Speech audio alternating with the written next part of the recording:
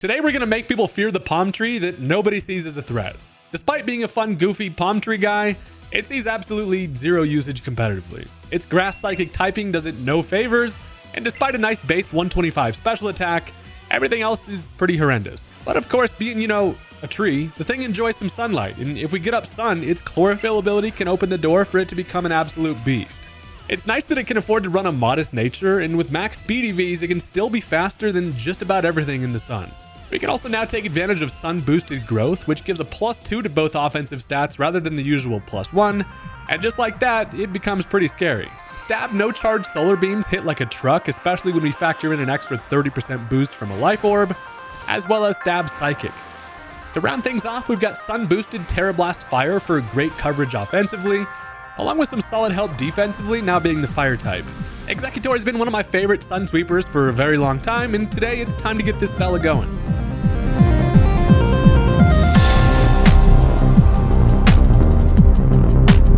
There's just something about Gen 1's grass types that have always really stuck out to me. Exeggutor is just a goofy guy, and today we're gonna go ahead and do some fun stuff with it. Look, if you're into weird Pokemon becoming strong, you should probably hit that subscribe button if you haven't already. I'm working on hitting 400k. Become part of the crew. We have fun over here. One thing I've had fun doing lately is messing around with Sun teams. It seems like there's just endless options. But something else I've been into lately is today's sponsor, Marvel Strike Force. Marvel Strike Force is a free mobile squad RPG that combines all of Marvel's greatest superheroes and villains into a really cool experience. Go ahead and use my link in the description or scan the QR code on the screen to download the game for free on your mobile device. The objective is to recruit both heroes and villains from all across the multiverse, like the Hulk, Iron Man, Cosmo. I'm not gonna lie, I was stoked when I unlocked Cosmo. He's a good boy. You power him up, assemble a squad, and take on multiple different game modes like campaigns, arena, and blitz. I'm a big sucker for games that allow creative team building, obviously, and so this was a good match for me. The combination of getting the cool feeling of finally unlocking the character you've been looking for, paired with the seemingly endless ways to create a squad that has good synergy together, has got to be one of my favorite parts of the game in general. Every character has a unique ability that you quickly find out pairs well with others, especially those from the same faction like Avengers or X-Men, which I think is a really fun touch. Plus, what's great is that the meta is always evolving. New ways to battle with your roster are released regularly to keep things fresh, and there's also Alliance War, a weekly alliance battle, raids, and Cosmic Crucible where you go straight up against other players in a tournament. You can join forces with friends or other players to complete raids together and earn some sweet rewards. Spooky season is finally upon us, and there's some free character giveaways here in October. The Undying team is back to haunt the spooky season. Unlock Zombie Iron Man for free by using promo code Halloween. Zombie Iron Man is a key member of the Undying team, which dominates in Alliance Wars. Don't miss out on building your Undying team, as they will only be available this Halloween season. Don't forget to use my link in the description or scan my QR code to download the game. And with that, let's get back into the battle.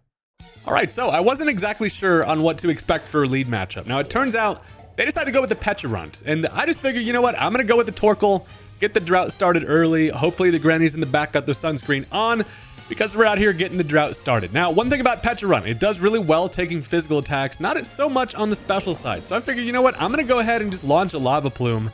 I would like to whittle this thing down. Turns out, however, Buddy's got some different ideas. As they go for the Toxic turn 1, that's also going to activate the Poison Puppeteer ability, also gives me a Confusion, and there's nothing like being a turtle who comes out and turn 1, you're toxic and confused. Feeling like a morning after Taco Bell, and I am going to go ahead and hit myself in Confusion. So that's great. A fantastic start. I still want to try to get a Lava Plume off. It's going to do great damage, plus I can get a potential for a burn just for continuous chip, and also I know that I can take attacks out here. Now they end up going for the Gunk Shot, which reveals that it's going to be physical, which is nice, but the main thing is I need to just conserve Torkoal just enough to be able to, be alive to switch back in and reset the drought later. That's a problem with early lead Torkoal, is that you're eventually going to need to send back out to reset the drought. So I do at least get off a Lava Plume, doesn't end up getting the burn, do get some chip. But I figure, you know what, now I can actually pretty freely switch into Garchomp. Not only because I can resist a Gunk Shot, but also I can pull out a little bit of some shenanigans with the Shark. So they end up going for a Malignant Chain this time, and that is luckily not going to get the poison. So, no puppeteering for you, my friend. Now, the good thing about this Garchomp is I am actually a Choice Specs special attacking set. So they're probably expecting full physical Garchomp, as most people do. Nope, I go ahead and surprise him with the Earth Power. And that's going to be enough to knock out the Pecharunt early. So that feels honestly pretty good. The thing's annoying, and I will no longer have to worry about being confused and poisoned. So on the revenge switch in, they decide to go Ogre Pond. Now after some consideration, I'm like, think I can live a play rough. Plus, I'll be able to outspeed, and an earth power does over half. They do go for a play rough, and look at this. I live it with 11, which is quite clutch because not only do they have to touch me with some rough skin, it's now just in range for an earth power to knock it out. They don't really have great options for switch ins. I just decided to stay in, fire off one more earth power, and that's going to take care of the Ogerpon. So Ogerpon Hearthflame in the sun was definitely something I'm worried about there. I was like, this thing could get a little bit out of hand. But luckily for me, they didn't use up their Terra to boost their attack. And Garchomp, while we're hanging on by a damn sliver over here, we're at least still alive. So now they go into the Annihilate. And this is probably... I mean, honestly, anytime I see an Annihilate on a team preview, this thing is a massive threat. And I don't have a lot that wants to switch into it. Now, I decided to make a risky maneuver. I go into the Exeggutor, and they do end up clicking the Drain Punch. I was kind of expecting maybe Ice Punch. I was like, if they do Drain Punch, that would be nice. Now, it works out great because now I can outspeed via Chlorophyll, and one Psychic just with a Life Orb is enough to roast and toast the guy. So that is incredibly clutch from our palm tree friend over here. Now, I take some Life Orb chip. That is fine. I also know that I'm going to be able to outspeed anything they've got. Problem is, as they bring in Terapagos, who is a mon that I honestly completely forget that existed. It's like the newest legendary thing we've got. And I'm like, oh yeah, that My Little Pony ass guy does in fact exist. Now, I know that I don't grab a knockout here, so I decide I'm going to go ahead and switch out, conserve the Exeggutor. As my sun goes away, I can bring back in Torkoal, reset the drought, and I'm like, you want to go turtle for turtle? Let's go, let's do it. They end up going for the Ice Spinner. The thing about Terapagos is, I don't know, I never know what really it's going to click, right? I'm like, I don't know, it's a normal type. I've seen Water Pulse from the thing. I don't know. He goes for an Ice Spinner, which works out great because, you know, I take that. Now, they do Water Pulse with a crazy-ass animation, especially in the sun. Torkoal basically heals the guy. Just goes ahead and moisturizes my shell. And now as I go for a Lava Plume, I want to get one attack off. Because one thing I do know about this freaking thing's ability is that the Terra Shell is going to allow it to resist one hit no matter what. And I get that out of the way at least. I also get the burn with the Lava Plume, which obviously doesn't matter as it's a special attacker anyway. But you know, I can at least negate some leftovers. I can say screw you to your apple specifically. And now I have an option to switch into Exeggutor. They're probably going to go ahead and click the Water Pulse here, and as I can bring that thing in for free, I figure it's probably not worth the risk. I know that they only have 3 mons left, right? So, considering I've got a nice amount of turns left with the sun, I decided to just leave the Torkoal in. They do finish me off with a Water Pulse, and now the question becomes, does Exeggutor have it in him? With this little amount of damage I have to knock it out with a Solar Beam, I feel like it's probably going to be pretty close, depending on how this thing is kind of trained, right? So, one thing I can do is, as I go into the Exeggutor, what I know is we've seen they have the Ice Spinner, right? That's what they clicked on Exeggutor earlier.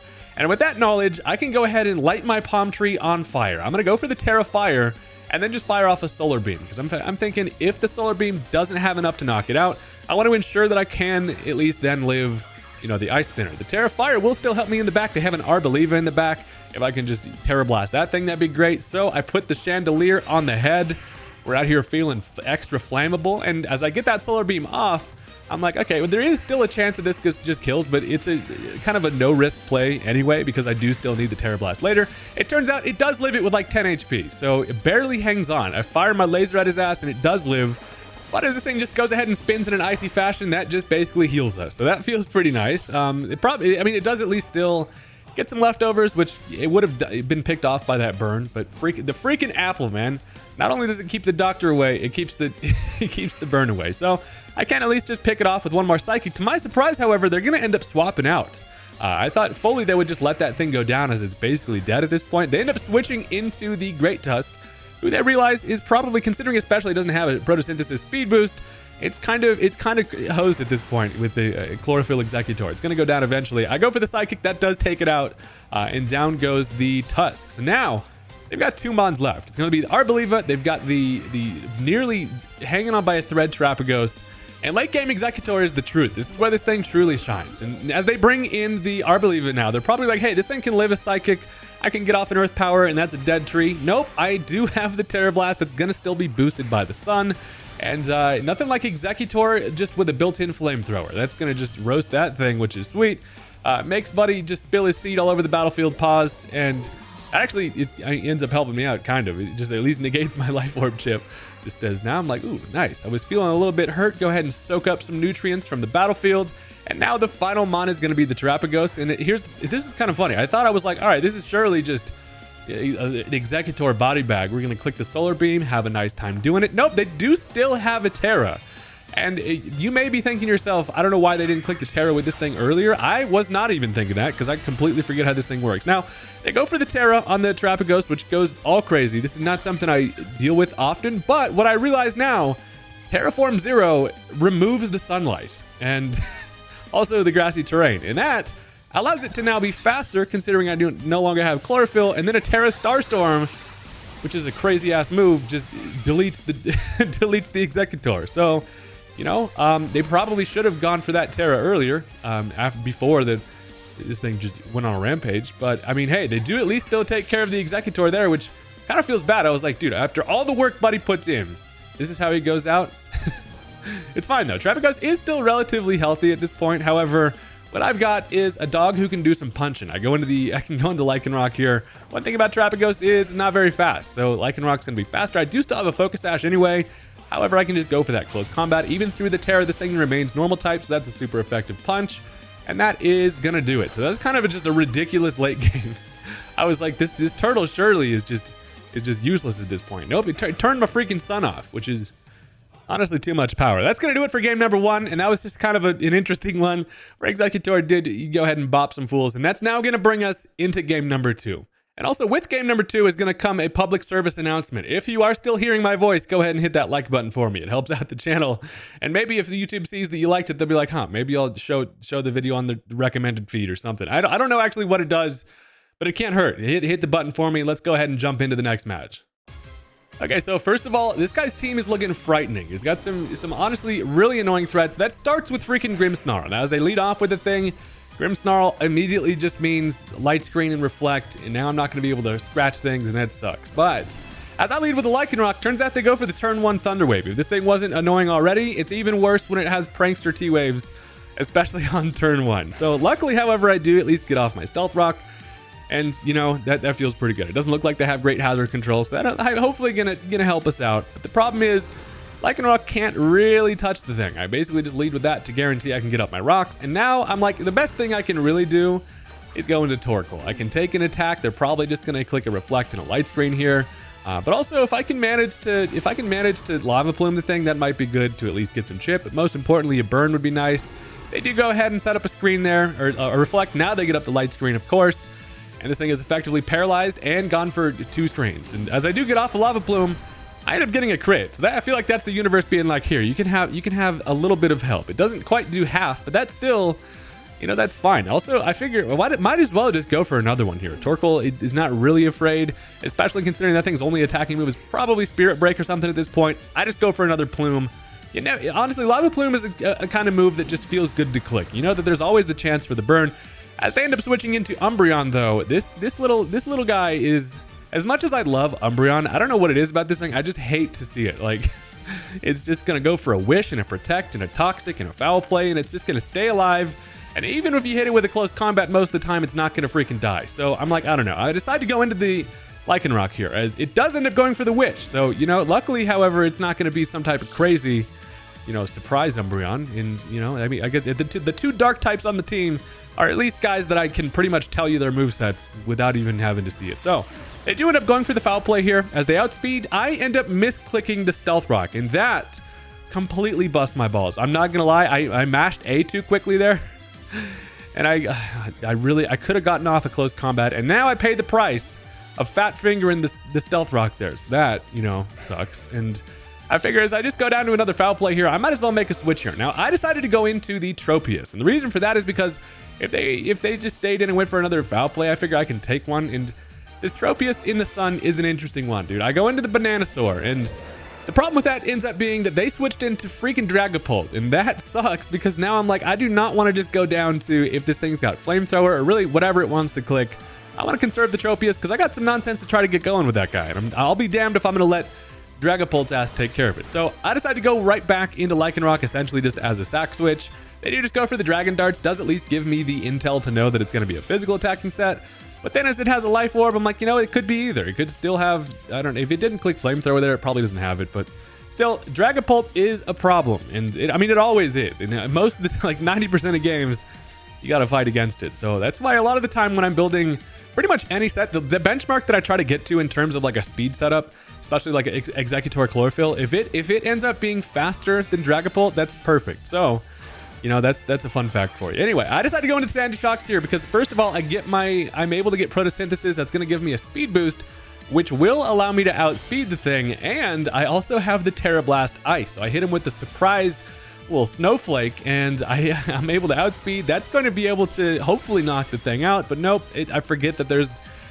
honestly, I'm not gonna lie, I forgot the light screen was up. I clicked that thinking, hell yeah, deleted the Dragapult, that feels good. Nope, that light screen from earlier is in fact still up. And, you know, that's something you gotta deal with. So, at least while I do get some big damage on the thing, I have to deal with it later. And now as they can go right back into the Grimmsnarl, the sunlight is gonna go away. So, interesting part is that removes my Photosynthesis, but since I have the booster energy, that's just going to activate right away. Does not matter how much speed you've got against this buff bastard though, because he's always going to be Prankster and be able to go first. As the Reflect wears off, one thing is I do not want to be paralyzed. We saw that it has the Thunder Wave from earlier. Surely they're going to click that Thunder Wave here. So I figure, you know who does not care about being slow? This thing has freaking Torkoal's got about 20 speed anyway. So I go into the Torkoal here. I can reset the Drought and also just not really care about being Thunder Waved. If you've ever heard the story, Torkoal's gonna still win the damn race, doesn't matter how slow we are. So, light screen now wears off, and now they have the option to reset the light screen, which sucks. That's totally what they're gonna do. As I go for the Lava Plume again, I'm like, please, first of all, break through the para, and then get another crit for me. That would be, boy, would that be a nice treat. It does not get the crit, also doesn't get the burn. I don't know who I have to pay to get a Lava Plume burn around here these days, but I swear to God, I've gone about 20 battles without getting a Lava Plume burn. But it'll happen eventually, don't you worry. Anyway, I go for another Plume here because I figure, why not? I don't, the thing doesn't really threaten me while I'm just wasting Sun turns here. Lava Plume's still pretty good damage out of Torkoal. Now, as they end up going into the Archelodon, Lava Plume does nothing. It just gives it a stamina boost, does not get a burn, and now I am staring down the scariest staple remover ever. I don't know exactly what this thing wants to click. I figure probably some type of ground coverage. It's probably not going to body press. If it has Electro Shot, since it's not on a rain team, it won't click it there, but it probably also does have the herb to be able to get it off immediately. I decided to go into the Garchomp because as they do body press, takes a little bit of rough skin, which is sweet. And now I can just click Earth Power, which is amazing because, well, I guess not that amazing. It doesn't end up knocking it out, but at least it does better than if I had Earthquake there. Hit it on the special side. Sadly, as it doesn't knock it out, it does at least put it in a range to easily deal with later, and now they can finish me with the Dragon Pulse, but that still feels like a pretty profitable turn there, because now I have the Sun up. I have a free opportunity to try to get one of my Sunny fellas going, and honestly, Bananasaur it needs all the help it can get, and I feel like this is a situation that I can capitalize on with the guy, and that's because, first of all, I can go for a Dragon Dance, and while I outspeed, that's a miracle, because, I mean, this thing, it's not even Chlorophyll. I'm running Harvest on the guy. This Tropius set is a fun one, so check it out. The reason why I can Dragon Dance here is because even if they are able to get off an Electro Shot immediately, I know that I can live it, and honestly, I would love to be able to live it to be in range of my berry, and as they get it off with their Power Herb, I'm like, just don't crit me. It does do a ton of damage, probably. It does not get me down to my berry range, and that is still kind of fine though, because what I can do here is just click Substitute, and that is going to get me into range. So it knocks me down to 28. I pop a Lychee Berry. Now I'm at +2 attack, +1 speed after the Dragon Dance. Lychee Berry activates, and now I'm behind the sub. I was really hoping that they would, for whatever reason, click it again. Surely they just go for the Dragon Pulse, and they do. So that's going to remove my Substitute. Now, this Tropius is going to need a couple Dragon Dances to be able to outspeed the Dragapult in the back, and that fast Ghostly guy is just so annoying. But at least, since I'm in the sun, guarantees that Harvest is going to activate. That gives me another Lychee Berry, and hell yeah, we're schmoving when it comes to physical attack at this point. So I get that off, and honestly, next turn I'll still grab another free one. So it's like, the only thing setting me back is the fact that I really could, in fact, use my another Dragon Dance. So my only real option here is to go for an Earthquake, and as they go into the Ceruledge, young Sword Hands is not going to enjoy a Quake. I do not even have any grass coverage here, because this thing's far better off just spamming Earthquakes, especially since I do have a Ground Terra.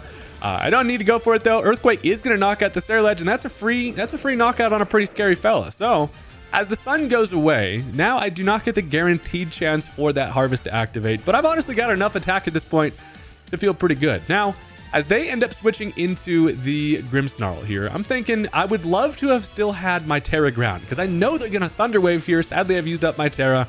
They do go for that Prankster T-Wave, and you know you're down bad when you got to Thunder Wave the Tropius so you don't get demolished by the thing. They're probably confused about how fast this thing is, but Anyway, I go for that I do get the Earthquake off, and that's knockout on the Grimmsnarl, so that feels great. It's not able to reset any screens. And that's a couple of free kills for the old Tropius here. And the icing on the cake is the Harvest does activate again. It does still have a shot to activate without Sun Up, but it does. So, hey, I'm sitting at +4 attack now. And I was like, boy, if I wasn't paralyzed, you get me out of this wheelchair, and I'm wreaking havoc through the squad, other than, I guess... other than Dragapult. Anyway, they decide to go into the Umbreon, however, and I'm thinking, all right, well, Foul Play hurts, and they do outspeed. So, Umbreon's not ever built to outspeed stuff, but a paralyzed Tropius is about the slowest damn thing ever. And Game Freak, please, for the love of God, give Tropius a buff. It needs it so badly. For as sick as this thing's design is, they're really hoeing my guy. Anyway, I do still have 2 pretty solid Sun Sweepers left, but the problem, I can't really easily go into them against an Umbreon here, and that's just, it leads me to go right into the Torkoal. I can reset the Sun, and I kind of win the 1v1 versus the Umbreon. While this thing can continuously wish and heal itself up, the best thing I can really do is just throw Lava Plumes at it. They Foul Play, which doesn't do much to me. My Lava Plume isn't really doing much to it, but I mean, it's the best thing I've really got here. And here's a little overview of the match situation. They've got 4 Mons left. They've got the Umbreon, they've got the Dragapult, who's nearly dead. They have the Archaludon, who's nearly dead. As they end up swapping out here, they do go into the Archaludon, but then their final Mon is going to be a Ninetales. So Archaludon does end up dying to the Stealth Rock swap in, which is honestly pretty good. It knocks him on his ass, and that's going to be a dead freaking bridge or whatever the hell the thing's supposed to be, and I Lava Plume the air. So this now allows them the free switch that they probably want versus the Torkoal, and I really have to play pretty safely here. But it feels like as they go Ninetales, I really don't have a great option here. I mean, normally I have a Torkoal that has Earth Power. This one does not. And as I'm looking at this thing, I'm like, dude, surely they want to click a Nasty Plot here. If they go for a Flamethrower, I will be pretty down bad. I decide to make the risky switch into the Exeggutor and basically bank on a Nasty Plot play here. So they end up going for a Terra. I'm like, oh, well, this could switch things up. Turns out to just be Stellar Terra, which now feels like, all right, I'm definitely just going to die to a Flamethrower, right? Surely. I mean, if you go for the Stellar Terra, you're attacking, but they just click Nasty Plot. So they do go for the plot, and I get the Exeggutor in on the position that I needed. I could not stay in with Torkoal because I was like, if this thing for whatever reason ends up being a Flash Fire one, that would really suck. But now Exeggutor outspeeds in the Sun. I have just enough damage to knock it out with just a raw dog Psychic with that Life Orb there, and that is going to take care of the Ninetales. It takes the Terra down with it. And now Exeggutor in the Sun is just photosynthesizing and soaking up some rays, because it feels like, once again, late game Exeggutor might just have a spot to do it. Now, as they go Umbreon, this thing looks a little bit too healthy to die to a Solar Beam. So I decide to go ahead and click the Growth here. And look, dude, the risky plays of the Exeggutor are working out. They end up clicking Protect.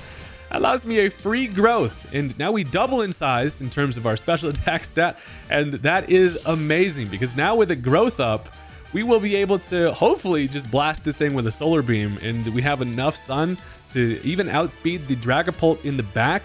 And that Growth, 2 risky plays have paid off for the Exeggutor here. I can get off a Solar Beam, and they probably just protect for a free turn of leftovers, and now it ends up being kind of their downfall. Just firing Malaser right at him. That is going to take care of the Umbreon. Anytime you can knock out an Umbreon at that amount of health with a special attack is an impressive feat. So we take some Life Orb, and now their final Mon is going to be the Dragapult. One fantastic part about this Exeggutor set is, as Dragapult does live the Stealth Rock switch in a modest, you don't even need to be running a plus speed nature. We outspeed Dragapult at max speed by 1 point. A Psychic is going to be able to take care of it. That is a dead Pult, and the Exeggutor comes in incredibly clutch, and that could have gone bad in a couple different ways, but sometimes the tree comes out and makes it happen. So that's going to do it for game number 2. That one definitely had me shaking in my boots a little bit. Things could have gone wrong pretty easily, but Exeggutor is the GOAT, and that's now going to bring us into game number 3, where this is a very interesting one. I will tell you that, because the buddy's got a crazy looking squad, but am I afraid?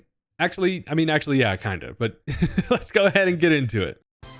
All right, now here's one important note that I noticed from the team preview. I see that they have a Torkoal of their own, and I also see a Delphox. Now, that leads me kind of into the suspicion that I'm like, maybe, just maybe, it's a Shell Smash copycat kind of strategy that I've used before. If you don't know what I'm talking about, go check out my Delphox video and then come back to this one. I'm like, there's no way they're actually doing it, but I at least gonna keep that in the old back pocket. So I lead off with the Lycanroc. I'm here to just set up my Stealth Rock and have a nice little time. They lead Tinkaton, who I'm thinking probably just click Stealth Rock here, but nope.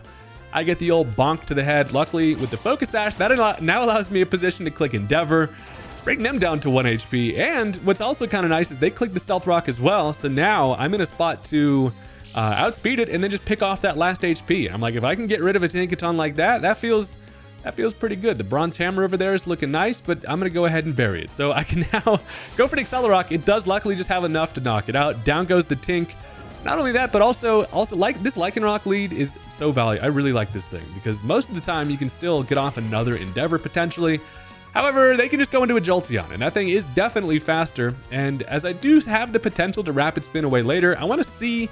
I always try to see if I can maintain that thing at 1 HP and maybe get off another cheeky Endeavor. So I end up switching here, thinking probably they just click the Thunderbolt. I can bring in the Garchomp as they end up switching themselves. They go ahead and make a double switch here, probably expecting something like the Chomp to come in, as now they bring in the Annihilate. And we've dealt with an Annihilate earlier. Annihilate is always such a massive problem. This thing is so annoying. It's so bulky. It just does not go down. I don't care what you hit this thing with, it takes it easily. Now, I decided to just go for a Draco Meteor. My main objective, knowing that a probable Ice Punch is coming, I just go for a Draco Meteor to do as much as I possibly can. It doesn't even do half. And that's, you know, that's not ideal. But this also then gives it a position to go for a Bulk Up. And this ghostly fella gets a whole lot scarier as soon as it starts going for Bulk Ups. So it also, after some leftovers, is going to be relatively healthy. I am now in on a Garchomp that has -2 special attack. And I gotta make something happen here quick if I don't want to just get destroyed by this Annihilate. So I can go into Torkoal, and the great thing about Torkoal is I have the option to click Will-O-Wisp. And as I come in, I do take some Stealth Rock, which is unfortunate. I get up the Drought, but now I'm like, as long as this thing doesn't continue to set up crazy Bulk Ups, I should hopefully be able to get a burn on it. Now, they do go for the Drain Punch on the switch in. It looks like I should be able to take potentially one more. After the Drain Punch, this thing basically heals up all of its freaking damage from the Draco Meteor, and I am still pretty afraid of what this thing can do. I'm chilling at 69, which first of all, nice, but extra nice because I can live another Drain Punch with 12, which is amazing. And I'm like, now please do not miss the Will-O-Wisp for the love of God. I do luckily connect, and that makes me feel a whole lot better about dealing with this damn Annihilate. And it's like, it gets all the way back to full HP pretty much because of its damn Drain Punches and leftovers. And it's like, there's a reason why this thing is pretty damn broken. So the issue at hand now becomes, while this team relies on Torkoal setting up its Sun, I can't really switch this thing out, right? I can't come back into Stealth Rock damage and reset my Drought. So I'm kind of at a point where I'm pretty much stuck. I have to let him finish me with another Drain Punch. Down goes my Torkoal. However, I'm not super worried about, you know, the Sun being gone forever, because as we know, they have a Torkoal of their own on their side, and surely, hopefully, I can maybe kind of piggyback off of their Drought and take advantage of it. So, as Torkoal goes down, Annihilate's basically chilling at full HP. I do at least have that burn on it, and that is, you know, the only thing kind of keeping me from being just freaking Annihilate here. So, I decide I have two options. I need to use my Sun while I've got it. I could go Exeggutor. I decide instead, however, to bring in the Tropius, because I'm like, all right, Exeggutor, it probably doesn't grab a kill here with a Psychic. And one thing is, I might be able to get up a Substitute in front of this thing, depending on what it wants to go for. So I go for a Sub, just to kind of scout out and see, you know, what might happen here. It turns out they click Taunt, which is just another great way that Annihilate absolutely destroys you. It just stops all momentum in front of it. And that really is not great for Tropius, because this thing really relies on obviously setting up freaking Dragon Dances.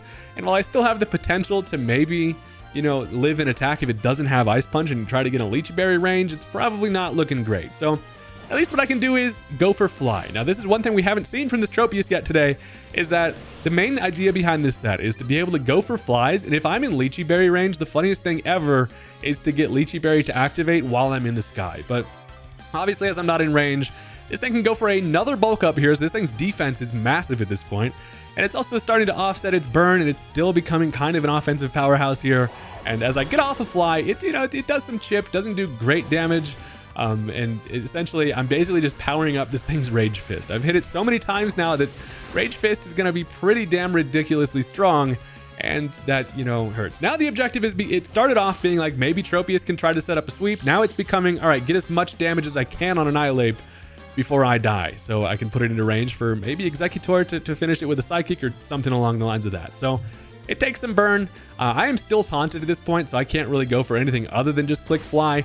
As I go for the Fly, I kind of thought that they would expect that and just go for the Bulk Up again. Luckily, they give us a free turn. They go for the Rage Fist. I am obviously nowhere to be found. The funny part is, at some point in the back of my mind, I was like, maybe this thing has rest. If this thing has rest, I'm out of here. But it takes some more burn. It knows it's about to grab some damage with a fly. And also, as I go first, they can probably just bot me with a Rage Fist on the way down. I do get some damage there. They do hit me with one Rage Fist. And today was not Tropius's day. I'm gonna be honest, this set is difficult to pull off just out of pure nonsensical stats on freaking Tropius's end, but it's still fun. As the sun goes away, that is not super ideal, but I mean, again, they still have a Torkoal, so I'm like, hey, the sun should come back eventually. You know, at least that's the hope. So they are at range for me to pick it off with a special attack. Obviously, I can't go for anything physical at this point because of its so many damn bulk ups, but he's been lifting weights over there. So I can go into the Garchomp here. I know the Garchomp can outspeed. You know, I'm basically a freaking jet. I can go for an Earth Power. It is in range to pick it off with that Specs Earth Power. They're probably hoping that I was physical. Nope. That's going to take care of the Ape, and we dodge a bullet on that one. If that Will-O-Wisp missed on Torkoal, I would have been completely screwed. So at this point, they now switch into Jolteon. And if they go Jolteon here, that leads me, I mean, this is the most obvious situation where I'm like, all right, I'm about to be Terra Blast iced, right? This is the only thing that knocks me out, especially since they know I'm just going to click an Earth Power. So knowing that they likely are going to go ahead and Terra Blast ice, I go for the Terra Steel. Now, one part you may notice about this interaction is that I end up going first. So I Terra first, they do end up Terraing themselves, and if Garchomp outspeeds, that means that this thing is not running max speed. Now it does go for its Terra Ice, but this also feels like maybe this thing's gonna be Quick Feet. It's probably gonna activate a Flame Orb if it's not running max speed already, so I get an Earth Power off. Sadly, it's not gonna do enough to knock it out, and as they click a Calm Mind, I'm like, yep, this thing is surely gonna go ahead and get a Flame Orb here. And then after Quick Feet activates, as it gets a status, it will then be faster. So it does get that Flame Orb, and I was able to at least kind of spot what this Jolteon's working with. That extra HP investment it wasn't running in speed allows it to take that Earth Power. It can now outspeed, but bad news for them is a Thunderbolt is not going to be enough, even with a Calm Mind. And then I finished with another Earth Power. So, you know, I still needed my Terra there just so I didn't get Terra Blast anyway, but I take care of the Jolteon, which feels really good because that takes their Terra down with it. And this match is going to come right down to it because now they can go into Blaziken. And there are a few things scarier than a late game speed boost Blaziken. And I really am at a point where I cannot afford a switch here. If they Swords Dance or something like that and predict my switch, I'm kind of screwed here. So I stay in. I have to go for an Earth Power. They get a Protect off, which is expected. That's going to give it a speed boost. And by the time I get to deal with it with anything else, it's going to have 2 speed boosts and it's going to be faster than everything. So this is kind of a very scary spot here with the Blaziken, and I'm honestly feeling like I probably just get swept by the thing, right? They go for a close combat. It is going to knock me out. They take some rough skin. Buddy's knuckles are a little bloody on that one, but down goes the Chomp. And now looking at what I've got left, there is a situation, since this thing wasn't able to get up a Swords Dance, I might have a shot at being able to take an attack, and that's going to be on Sandy Shocks. So here's the situation. Sandy Shocks comes in. I have to take a little bit of Stealth Rock Chip, but there is a very good chance that I can live a close combat here. Now, while I do get my Photosynthesis boost, this thing has 2 speed boosts, so it is still going to be faster, which is unfortunate, but I can live a close combat, or at least I have a very good chance to. So they do outspeed, they go for the close combat, and I die. It is going to be able to get the damage roll to knock me out there. Here's the interesting statistics on that. If I did not have Stealth Rock on my side, I come in and it's a 12% chance for close combat to knock me out. With Stealth Rock, that became about a 55% chance to knock me out. So it was a little bit, the odds weren't as in favor as I thought they were on my end, but still, I mean, they get the high roll there to essentially seal the dub. Or do they? I go into Exeggutor, I can click a Psychic, but surely I go down here. No, they go for the Blaze Kick and it misses, which is absolutely diabolical. Allows me to get off a Psychic, and the game is all of a sudden not over.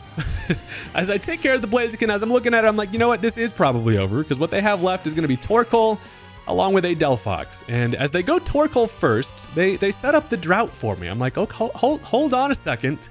A Psychic might just have a shot to kill here. I go for the Psychic, and I'm like, please, if there is a god out there, allow it to knock it out. It lives it just barely hangs on. However, Buddy goes for the Shell Smash. Remember how I was talking about earlier about how that Delphox in the back is likely the copycat set with a Shell Smash Torkoal. They go for the Shell Smash here. And if they just have any, surely this thing has a fire move. It could have clicked on Exeggutor. They don't go for it for whatever reason. That's going to now have activated an eject pack. And then that brings in the Delphox. So I'm like, dude, these are the two Mons left, right? Delphox comes in, and I'm like, I'm looking at this thinking, surely they just click Flamethrower here. That's all they really need to do. I can not honestly hit this thing very hard. Best thing I can do is go for a Solar Beam. I have 2 resisted hits. Solar Beam's going to be my highest damage as I go for it here. I'm like, yeah, that's pretty much the game. It doesn't end up knocking out the Delphox. And I take some Life Orb chip, and we're like, yeah, this is not great. But they click Copycat. They try to get the Shell Smash, but since Exeggutor with Chlorophyll is faster, the Copycat now turns into Solar Beam, and Exeggutor can live it. So I'm like, oh my god, how many chances am I about to get in this match? I think that might have just sealed it. I can go for one more Solar Beam, and the Blaze Kick miss spiraled into the most diabolical misplays. I don't know if they just like wanted to see if they could get off the Copycat strat just because they had it, but one more beam is going to take care of it. And now Final Mon, being that Torkoal, who is hanging on by a thread over here, is not going to be able to live the Stealth Rock switch in. And that was an ending that I honestly was like considering just clicking run, but that just goes to show, stick around to see what freaking happens, because anything can happen.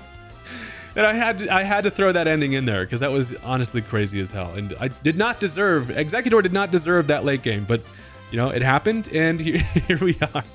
So thank you guys very much for watching. I do appreciate you hanging around if you did stick around this far into the video, and I will catch you next time. Peace out. Highest damage as I go for it here.